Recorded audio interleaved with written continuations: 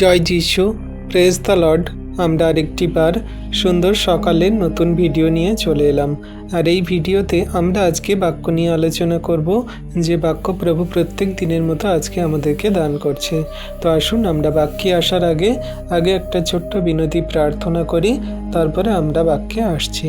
পবিত্র মঙ্গলময় পিতা প্রভু যিশু, তোমায় ধন্যবাদ, তোমার প্রশংসা, তোমার গৌরব করি। প্রভু গো, আজকের এই সুন্দর দিনে সকালে তোমার চরণতলে নতনম্র হয়ে এলাম সেই বাক্য নিয়ে আলোচনা করতে, যে বাক্য স্বর্গ থেকে তুমি আমাদেরকে দিয়েছ বাইবেল রূপে। সেই বাইবেলের বাক্যকে যেন আমরা সঠিক রূপে কার্যকারী পালন করে সবাই চলতে পারি এবং জগতের মানুষকেও বলতে পারি। যত সন্তান এই ভিডিও প্রার্থনা বাক্য সকল দেখছে শুনছে, সকলকে তুমি আশীর্বাদ অনুগ্রহ করো, সকলকার জীবনে তুমি মহিমা করো, দয়া কৃপা করুণা করো। ধন্যবাদ পিতা পুত্র পবিত্র আত্মা, ধন্যবাদ প্রভু যিশু। এই বিনতি প্রার্থনা যিশু খ্রিস্ট তোমার পবিত্র মধুর নামে চাইলাম, তুমি শুনলে আর প্রার্থনা উত্তর দিলে, আমেন। তো আসুন বিশ্বাসী সন্তানরা, এবারে আমরা আমাদের বাক্যকে দেখি কি বলছে। আজকের আমাদের টপিক, তুমি পাপে টাকা ওড়াও কিন্তু পাপে পড়ে থাকা মানুষকে টেনে তোলো না। আমরা এই বিষয় নিয়ে আজকে আলোচনা করব। আমরা অনেক সময় দেখি যে কত মানুষজন তারা কত পাপ ভুল অন্যায় অপরাধ করে, তারা মন্দতায় জীবনযাপন করে, তারা টাকা পয়সা ওড়ায়, তারা খরচা করে, ব্যয় করে। কিন্তু যে সমস্ত মানুষরা পাপে পড়ে আছে, মন্দতায় পড়ে আছে, জীবনে অন্ধকারে কারাকূপে পড়ে আছে, তাদেরকে ওঠানোর জন্য কিন্তু তারা কিছু করে না। তো সেই বাক্য আজকে আমাদেরকে প্রভু বলছে যে তুমি পাপে টাকা ওড়াচ্ছ, কিন্তু পাপে পড়ে আছে কত মানুষজন, তাদেরকে তুমি টেনে তুলছ না। আজকে আমরা বাক্য সকল দেখি বাক্যেতে কি বলছে। বলছে তুমি মদে 200 টাকা খরচ করতে পারো, তুমি জুয়ায় 500,000 টাকা হারতে পারো, তুমি বেশ্যালয়ে নারীদের সঙ্গে ফুর্তি করতে পারো, কিন্তু 500 এবং 1000 টাকা দিয়ে একটা পরিবার এক সপ্তাহের খাবার খাইয়ে বাঁচাতে তুমি এটা পারো না। তাহলে আমরা কেমন মানুষ হয়েছি যে কোনো মানুষের পাশে দাঁড়াতে পারি না, যে মানুষটা খেতে পায় না, পড়তে পায় না, তাদের পরিবারে এত দুঃখ কষ্ট সমস্যা, আমরা পাশ দিয়ে দেখছি চলে যাচ্ছি, কিন্তু কোনো মতে আমরা তাদের সাহায্য পর্যন্ত করছি না। আমি টাকা নিয়ে নানান রকমের ফুর্তি মজা এবং সেই বেশ্যাগামী কাজ করছি, জুয়া খেলছি, সাট্টা খেলছি, মদ খাচ্ছি, বন্ধুদের সঙ্গে পার্টি দিচ্ছি, সমস্ত কাজ করছি, কিন্তু দেখো একটা পাশের বাড়ির ব্যক্তি মানুষজন সে কত হাড় খাটা পরিশ্রম করছে তার পরিবারকে বাঁচানোর জন্য, তার মেয়েদেরকে, তার ছেলেদেরকে, ছোট ছোট বাচ্চাদের একটা সেই খেলনা কিনে দেওয়ার জন্য, তাদের ভালো খাবার দাবার দেওয়ার জন্য, তাদের একটা সুন্দর জামা কাপড় পরানোর জন্য, তাদের ভালো স্কুলে পড়ানোর জন্য সেই বাবাটা, সেই পুরুষটা কত পরিশ্রম করছে। কিন্তু আপনি পাপে টাকা ইনকাম করছেন, বন্ধুদের সঙ্গে পার্টি করছেন, মদ খাচ্ছেন, নানান রকমের সেই সুন্দর সুন্দর নারী মহিলাদেরকে নিয়ে আপনি ফুর্তি মজা করছেন। তাহলে আপনি কেমন মানুষ, আর সেই মানুষটা কেমন যে পরিবারের দায়িত্ব পালন করার জন্য দিন রাত পরিশ্রম করছে, খাটাখাটনি করছে। তাই বলছে আপনি যদি টাকা পাপেতে রোজগার করছেন আর পাপেতেই উড়িয়ে দিচ্ছেন, তাহলে সেই সমস্ত মানুষরা যারা মন্দতায় কষ্টে দুঃখে বেদনায় পড়ে আছে, তাদেরকে আপনি কোনো কিছুতে সাহায্য করছেন না। এখানে পাপে পড়ে আছে সেই সমস্ত মানুষরা যাদের সঙ্গে আপনি মদ খাচ্ছেন, নেশা করছেন, বাজে মন্দ কাজে লিপ্ত হচ্ছেন, তারাও তো সেই একই পাপের ভুক্তভোগী। তাই তাদেরকে আপনি টেনে তুলতে পারছেন না, ধার্মিকতায় নিয়ে আসতে পারছেন না, অতঃপর নিজেও পাপে পড়ছেন, তাদেরকেও পাপ করাচ্ছেন। তাই প্রভু বলছে যে হায় সিয়নে যারা নিশ্চিন্তে আছে, তোমরা মদ খাও, সুগন্ধি মাখো, কিন্তু যোসেফের ধ্বংসের জন্য তোমরা ব্যথিত হও না।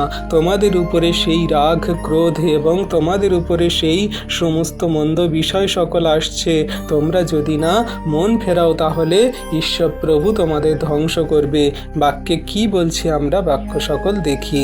আমোস 6 অধ্যায়ের 1 থেকে 7 পদে বলছে, ধিক তাদের যারা সিয়নে শান্তিতে রয়েছে এবং তাদের যারা সমরিয়া পাহাড় অঞ্চলে নিরাপদে রয়েছে। দেশের সেরা বিশিষ্ট লোকেরা যাদের কাছে ইসরায়েল কুল সাহায্যের জন্য এসেছে, তোমাদের নেতারা বলে, কলসিওতে যাও এবং দেখো, সেখানে থেকে হামাতে বড় শহরে যাও, তারপর পলেস্টীয়দের গাতে নেমে যাও। তারা কি তোমাদের দুটো রাজ্যের থেকে শ্রেষ্ঠ? তাদের সীমা কি তোমাদের সীমার থেকে বড়?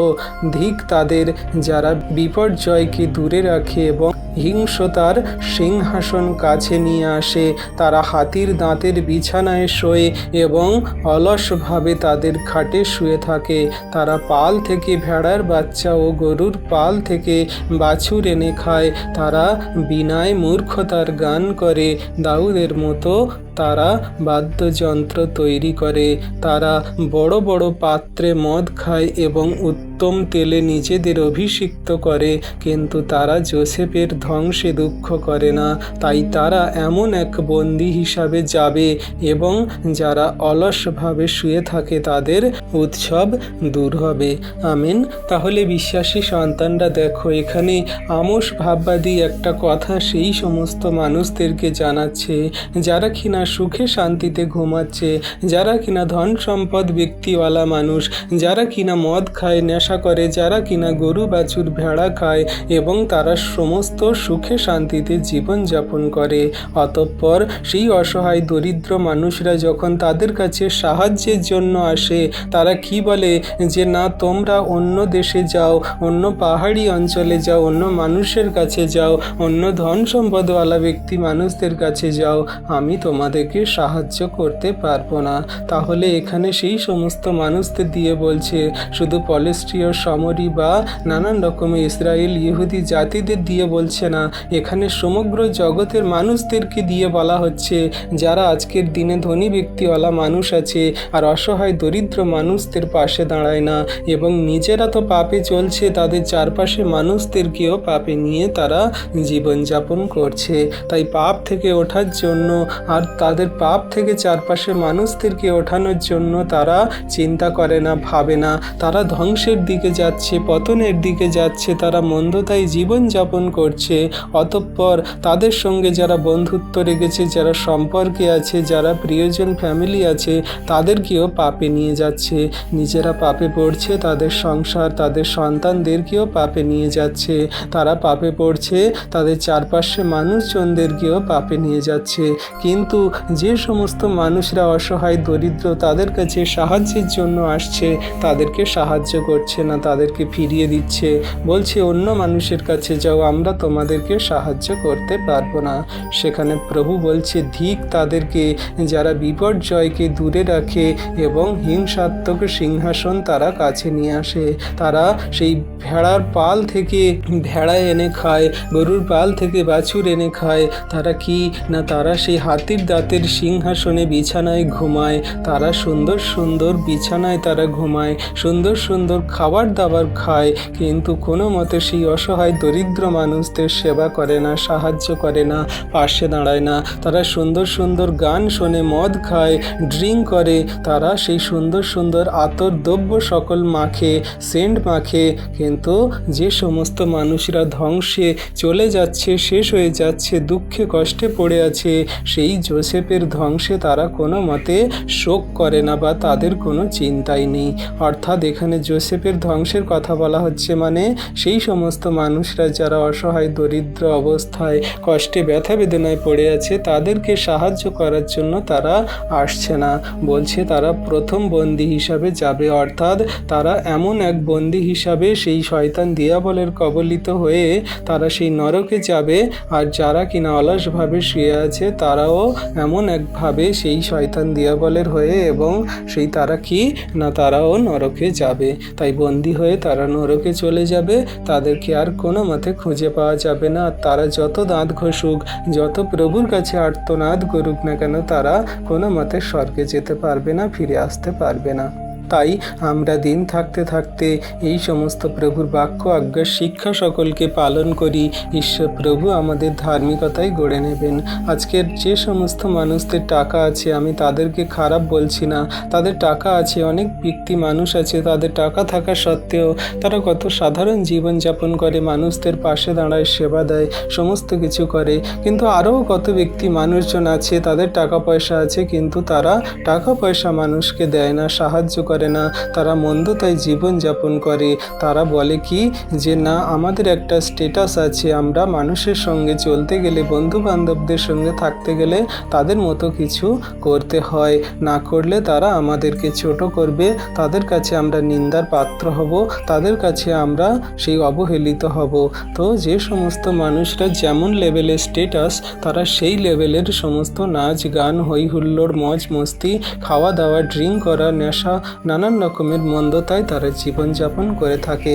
কিন্তু যদি সে প্রকৃত রূপে খ্রিস্টতে বিশ্বাসী হয়, সেই সমস্ত করবে না, কারণ প্রভু তাকে পবিত্র আত্মা দ্বারা চালিত করে। তাই বলছে তুমি আরামে আছো, তুমি অন্যের ধ্বংসকে ছৌ না, অন্যের ধ্বংসতে তোমার কোনো কিছু হয় না, কিন্তু ধ্বংসের সময় তুমি ছাড় পাবে না। যখন তুমি অন্যের ধ্বংসেতে তুমি কোনো মতে কিছু করো না, অন্যের কষ্টেতে তুমি যখন সেই কাঁদো না, অন্যের পরিস্থিতি খারাপ তুমি তখন পাশে দাঁড়াও না, যখন তোমার ধ্বংস আসবে তোমার কিন্তু ছাড় নেই, তোমাকে ঈশ্বর প্রভু ছেড়ে দেবে না। যখন তুমি শেষ হয়ে যাবে সেখানে তোমার পাশে কেউ দাঁড়াবে না, যখন তোমার বিচার করা হবে তখন তোমার বিচার ভার কেউ নেবে না। তাই সময় থাকতে থাকতে প্রভুর সেই সমস্ত কার্য সকল আমরা করি। আর ঈশ্বর প্রভু দয়ালু কৃপাময় পিতা তোমাদের এবং সমগ্র জাতির মানুষকে সকলকে আশীর্বাদ করবে। আজ সে দেহ ব্যবসায় যাচ্ছে, কাল তুমি জান্নাতে যাবে। একটা নতুন সংসার, কিছু জানে না, দুর্বল, তুমি পারতে একটা কথা বলে সাহায্য করতে, তুমি পারতে একটু খাবার দিতে, তুমি পারতে ভাই এ পথে যেও না বলতে, কিন্তু সেগুলো তুমি করো না। অর্থাৎ তুমি সত্যের পথ জানো, সত্যের পথে ফিরিয়ে আনার জন্য তাদেরকে সমস্ত পথ দেখাতে পারতে, তুমি তাদের সাহায্য করতে পারতে, তুমি তাদের সেবা করতে পারতে, কিন্তু তুমি সেগুলো দেখছো আর সেই পাশ দিয়ে চলে যাচ্ছ। তাহলে প্রভু বলছে যে সাহায্য করতে পারে, সে যদি না সাহায্য করে তার থেকে বড় পাপী আর কেউ হতে পারে না। ঈশ্বরের দৃষ্টিতে সে মন্দ।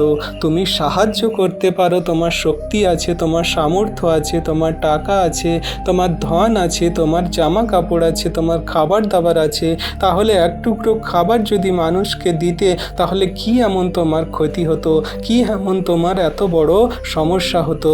তুমি সেই মানুষকে দাও না, সেবা করো না, তুমি পাশ দিয়ে দেখে চলে যাও, তুমি সেই সমস্ত মানুষদের অবহেলা করো। তাহলে প্রভু বলছে যে তোমার উপরে যে বিপত্তি সমস্যা সকল আসবে, তখন তোমার পাশ দিয়ে সমস্ত স্বর্গে মানুষ চলে যাবে আর তুমি যেতে পারবে না। তুমি দাঁত ঘষবে, হাহাকার করবে, কাঁদবে, তুমি বুকে করাঘাত করবে, কেউ তোমাকে টেনে তুলবে না, কেউ তোমাকে বুকে জড়িয়ে নেবে না।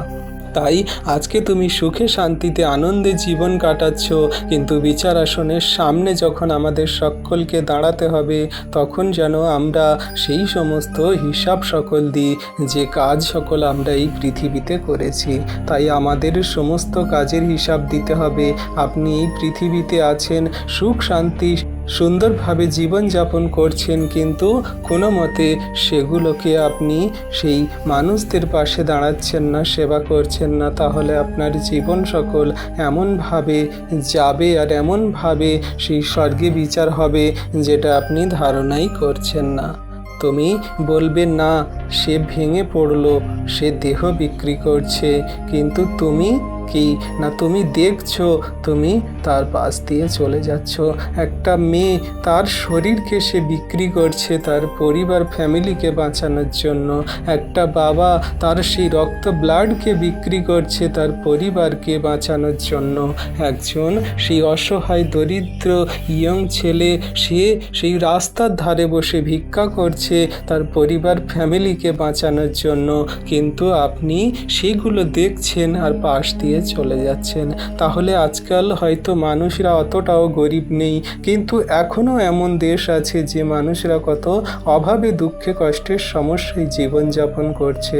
অতঃপর অনেক খ্রিস্টতে থাকা বিশ্বাসী সন্তানরা দেখে চলে যায়, জগতের অনেক মানুষরা দেখে চলে যায়, তাদের সাহায্য করে না, পাশে দাঁড়ায় না, তাদের কোনো মতে উপকার করে না। তাই আজকের বাক্য আমাদের জন্য, যারা আমরা প্রভুর পথে চলছি, প্রভুর বাক্য আজ্ঞার শিক্ষা সকল পালন করছি, তাহলে আমরা যদি এমন দেখি, অবশ্যই যেন আমরা হেল্প করি, সাহায্য করি, তাদের পাশে দাঁড়াই। আর যদি এগুলো না করি তাহলে কিন্তু আমরা দোষী হব, আমরা পাপে পড়ব, আমরা মন্দতায় কি করব না, নরকে চলে যাব। তাই আপনাদেরকে রিকোয়েস্ট, আমরা যারা প্রভুর এই বাক্য সকল শুনছি, পালন করছি, অবশ্যই যেন আমরা মানুষদের পাশে দাঁড়াই। কারণ প্রভু তার বাক্যে কি বলে, তুমি যে তোমার ভাইকে দেখেছো তাকে তুমি ভালোবাসতে পারো না, আর যে ঈশ্বরকে তুমি কোনোদিন দেখোইনি সেই ঈশ্বরকে তুমি অন্তঃকরণ দিয়ে প্রেম করো, ভালোবাসো, এটা সম্পূর্ণ মিথ্যা, মূর্খতার কথা। আগে তুমি তোমার ভাইকে প্রেম করো, ভালোবাসো, তারপরে তোমার যে ঈশ্বর প্রভু গোপনে অন্তরালে আছে তাকে তুমি প্রেম করে ভালোবেসে দেখো, তিনি তোমার সমস্ত আশীর্বাদে অনুগ্রহে পরিপূর্ণ করবেন। তোমার যে ভাই চারপাশে আছে, শুধু ভাই মানে নিজের মায়ের পেটের ভাইয়ের কথা বলা হচ্ছে না, প্রতিবেশী, বন্ধু বান্ধব যারা আমাদের সঙ্গে হিংসা করে বা গরিব অসহায় দরিদ্র মানুষ, এই সমস্ত মানুষদেরকে তাদেরকে ভাই বলা হচ্ছে। তাদের পাশে তুমি দাঁড়াচ্ছ না, তাদের সেবা দিচ্ছ না, তাদের উপকার করছো না, তারা তোমার কাছে হাত পাতছে, তুমি ফিরিয়ে দিচ্ছ, আর তুমি কিনা বলছো ঈশ্বরকে প্রেম করি, ঈশ্বরকে ভালোবাসি, ঈশ্বরের বাক্য আজ্ঞা শিক্ষা সকল পালন করি। এটা ঈশ্বর কোনো মতে বিশ্বাস করেন না, আর এটা ঈশ্বর কোনো মতে তাকে মেনে নেয় না। তাই আজকে আমরা যত খ্রিস্ট বিশ্বাসী সন্তানরা প্রভুর চরণতলে এসেছি, আমরা মানুষের ভালো না করতে পারি, যেন ক্ষতিও না করি। আমরা কোনো মানুষের পাশে যদিও না দাঁড়াতে পারি, আমরা যেন মুখ না ফিরিয়ে নিই। আমরা কোনো মানুষের যদি কোনো উপকারে না আসতে পারি, তার যেন কোনো রকম সেই মন্দতার পথে ঠেলে না দিই। আমরা একটু একটু করে চেষ্টা করি, প্রিয়জন, ফ্যামিলিজন, আত্মীয় থেকে শুরু করে চারপাশে মানুষজন, অসহায় দরিদ্র সকলকার পাশে আমরা একটু একটু করে দাঁড়ানোর চেষ্টা করি। কে বলতে পারে ঈশ্বর প্রভু হয়তো আমাদের মধ্যে দিয়ে তাদের উপকার করলো, আর তারা প্রভুর চরণতরে ফিরে এলো, তারা প্রভুর মহিমা সকল দেখতে পেল, জানতে পেল। তাই আপনি, আমি সবাই যদি একটু একটু করে এমন করে প্রভুর সেবা কার্যে এগিয়ে আসি, প্রভু আমাদের মধ্যে দিয়ে মহিমান্বিত, গৌরবান্বিত হবে, আর আমরা স্বর্গে তার সন্তান রূপে ঘোষিত হব। কিন্তু আপনি পাপে টাকা পয়সা উড়িয়ে দিচ্ছেন, অতঃপর আপনার সঙ্গে সাথে চলা সেই বন্ধু বান্ধব, মানুষজন, সন্তান, স্ত্রী, সমস্ত সেই পুরুষ সন্তান, স্ত্রী, সবাইকে আপনি পাপে মন্দতায় নিয়ে চলে যাচ্ছেন। তাহলে ঈশ্বর প্রভু বলছে যে তুমি যেমন পাপে চলছো, তাদেরকেও পাপে ঠেলে দিচ্ছ, তাহলে তোমার বড় শাস্তি হবে। তাহলে জগতের মধ্যে যে সমস্ত অসহায় দরিদ্র মানুষরা আপনার কাছে কিছু চায়, আপনার কাছে থাকতেও দেন না, তাহলে কে দোষী? সে হলো আপনি, আমি, সবাই। আমরা যারা মানুষের পাশে দাঁড়াই না, তাদের সাহায্য করি না, তাই কে দোষী হলো? না আপনি, আমি, আমরা সবাই দোষী হলাম। কারণ তোমার হাতে ছিল ক্ষমতা, তোমার পকেটে ছিল টাকা, মুখে ছিল প্রভুর বাক্য, কিন্তু তুমি বা আমি কোনো কিছুই করিনি, বা কোনো কিছুভাবে তাদেরকে সাহায্য করিনি। আমরা টাকা নেই, টাকা না থাকুক, প্রভুর বাক্য তো আমরা জানি, প্রভুর বাক্য তো আছে, তাকে আমরা সেই প্রভুর বাক্য দিতে পারি। আমরা সেই প্রভুর বাক্য না দিতে পারি, আমরা প্রার্থনা তো করতে পারি সেই সমস্ত মানুষরা যাতে ক্ষুধায়, তৃষ্ণায়, ব্যথা বেদনায় না কষ্ট পায়, প্রভু যাতে তাদের সাহায্য করে, আমরা তো তাদের জন্য প্রার্থনা করতে পারি, কিন্তু সেটাও আমরা করি না। তাই ক্ষুধার্তকে তোমার খাবার ভাগ করে দাও, গৃহহীন দুঃখীকে ঘরে তোলো। তুমি এটা করলে না কেন? তুমি তাকে রাস্তায় ঠেলে দিলে। আর এর জন্য দোষী হবে কে? না তুমি, আমি, আপনি, সবাই আমরা এগুলো করলে আমরাই দোষী হব। তাই সময় থাকতে থাকতে আমরা প্রভুর বাক্যকে কার্যকারী করি আর সেই সমস্ত মানুষদের পাশে দাঁড়াই, সাহায্য করি। প্রভুর বাক্যে কি বলছে? যিশাই 58 অধ্যায় 7 পদে বলছে, ক্ষুধিত লোককে তোমার খাবার ভাগ করে দেওয়া, ঘুরে বেড়ানো গরিব লোককে নিজের ঘরে আশ্রয় দাও, যখন উলঙ্গকে দেখলে তাকে কাপড় পরাও, আর নিজেদের আত্মীয় স্বজনের দিক থেকে মুখ লুকিও না। তাই বিশ্বাসী সন্তানরা আমরা যেন এমন না করি, ক্ষুধিত মানুষকে যেন খাবার দিই, ঘুরে বেড়ানো গরিব লোককে যেন নিজের ঘরে আশ্রয় দিই। যখন উলঙ্গ মানুষ দেখছি আমরা, তাদের শরীরে জামা কাপড় নেই, তাদেরকে যেন আমরা জামা কাপড় দিয়ে সাহায্য করি। আত্মীয় স্বজনরা যখন আমাদের কাছে কোনো কিছু চাইতে আসে, সাহায্য চায়, অবশ্যই যেন আমরা সাহায্য করি, মুখ না ফিরিয়ে নিই। তাই বলছে আজ রাতেই হিসাব ও বিচার শুরু। যদি তোমার কাছ থেকে সমস্ত কিছুই নিয়ে নেওয়া হয় তাহলে তুমি কি করবে? লুক 16 অধ্যায়ের 19 থেকে 31 পদ আমরা পড়লে সেই ধনী লোকের বিষয়ে আমরা জানতে পারি যে ধনী লোক কি না, সে ধনী ছিল, তার অনেক টাকা পয়সা ধন সম্পদ ছিল। আর সেই ভিখারি ছিল যে কিনা লাজার নামে সেই বড় লোকের উঠোনে তার মেজের কাছে পড়ে থাকতো, যা গুঁড়াগাড়া পড়তো, খেত। আর দুজনেই মারা গেল। একজন গেল আব্রাহামের কোলে আর একজন গেল সেই নরকে বিচারের জন্য হাহাকার করছে। জল খাওয়ার জন্য তৃষ্ণায় তার বুক ফেটে যাচ্ছে, যাতনায় কষ্ট পাচ্ছে। তাই ধনী লোক মরল 1 সেকেন্ডে নরকে, কিন্তু সেই ভিখারি লাজার মরল 1 সেকেন্ডে সে আব্রাহামের কোলে। তাই আপনার বিচার আমার বিচার কেমনভাবে হবে সেটা ঈশ্বর প্রভু নির্ধারণ করবে।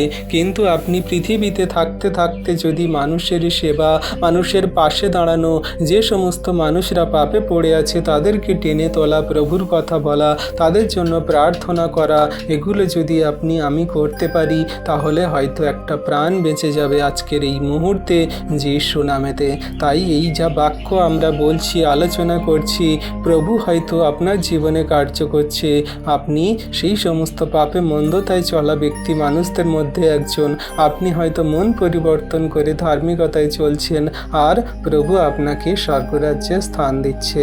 তাহলে আমরা বিশ্বাসী সন্তানরা যখন ভালো কাজ করতে পারি, কেন আমরা মুখ ফিরিয়ে নিই? এটা প্রভুর দৃষ্টিতে মন্দ আর অনেক বড় পাপের কারণ। তাই তোমার মৃত্যু যদি আজ হয়, তুমি কোথায় যাবে?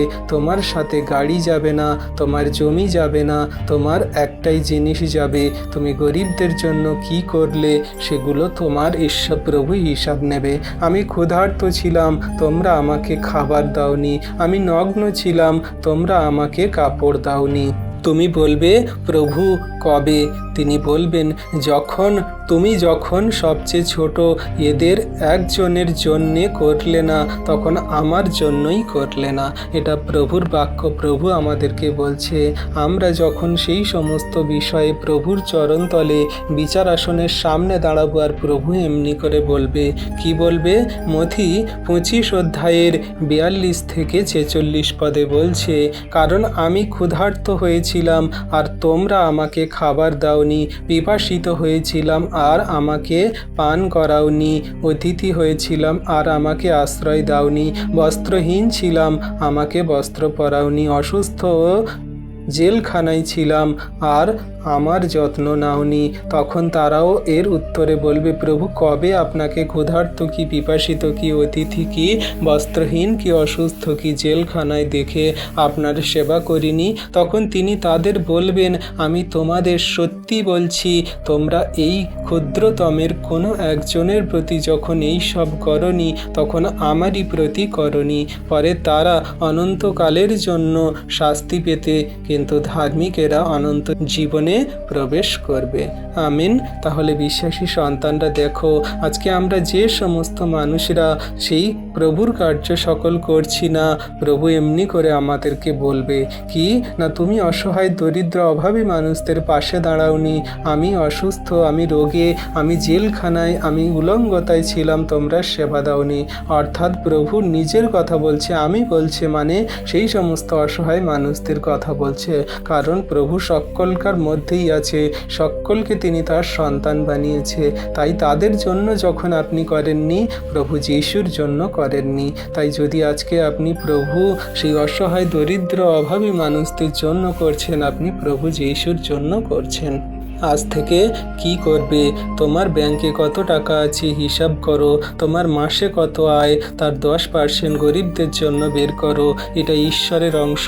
তুমি চোর হচ্ছ, তুমি সেই সমস্ত টাকাকে নিজের ব্যাংক ব্যালেন্স করে রাখছো। তোমার সমস্ত কিছুই প্রভু দিয়েছে, তাই তার থেকে অংশ করে সমস্ত মানুষদের ভাগ করে দাও, তাদের পাশে দাঁড়াও, তাদের সেবা দাও। দেখবে ঈশ্বর প্রভু তোমাকে অনেক আশীর্বাদ অনুগ্রহ করবেন। তাই আজকে আমরা বিশ্বাসী সন্তানরা প্রভুর চরণতলে এসেছি, আর এমনি করে আমরা যেন কার্য সকল করি। চোখ খোলো, পাশের বাড়িতে কে না খেয়ে আছে তাকে তুমি খেতে দাও, কে ভাড়া ঘরে আছে নিজের ঘর দাও, কে সেই ভুল পথে যাচ্ছে মুখ খোলো প্রভুর কাছে, তাকে নিয়ে আসো, প্রভুর কথা সকল বলো। কে মৃত্যুর ছায়ায় পড়ে আছে তাকে প্রভুর সেই বাক্য সকল বলো, তার জন্য প্রার্থনা করো, প্রভু আশীর্বাদ করবেন। আজকে প্রিয় খ্রিস্ট বিশ্বাসী ভাই বন্ধু, তুমি মরার সময় 1 টাকাও নিয়ে যেতে পারবে না, কিন্তু তুমি যদি আজ গরিবকে দাও, সেটা স্বর্গে তোমার জন্য জমা হবে। তুমি আজ বেছে নাও কোনটা করবে, টাকা নিয়ে নরকে যাবে নাকি টাকা মানুষকে দিয়ে সাহায্য হেল্প করে আপনি স্বর্গে যাবেন, সেটা প্রভু আপনাকেই বলছে। তাই আমরা যারা প্রভুর বাক্য আজ্ঞার শিক্ষা সকল পালন করে চলি, এমনি করে যেন প্রভুর এই সমস্ত বাক্যকে হৃদয়ে রাখি আর কার্যকারী করি। তাই তুমি পাপে টাকা ওড়াও, কিন্তু পাপে পড়ে থাকা মানুষকে যদি আজকে টেনে তোলো, যদি অসহায় দরিদ্র মানুষের পাশে দাঁড়াও, ঈশ্বর প্রভু আপনাকে আমাকে অনন্ত জীবনের জন্য সেই আশীর্বাদ করবেন। আশা করি আমরা সবাই বাক্য বুঝতে পেরেছি। ঈশ্বর প্রভু আপন বাক্যে সকলকে আশীর্বাদ করুন। আমেন।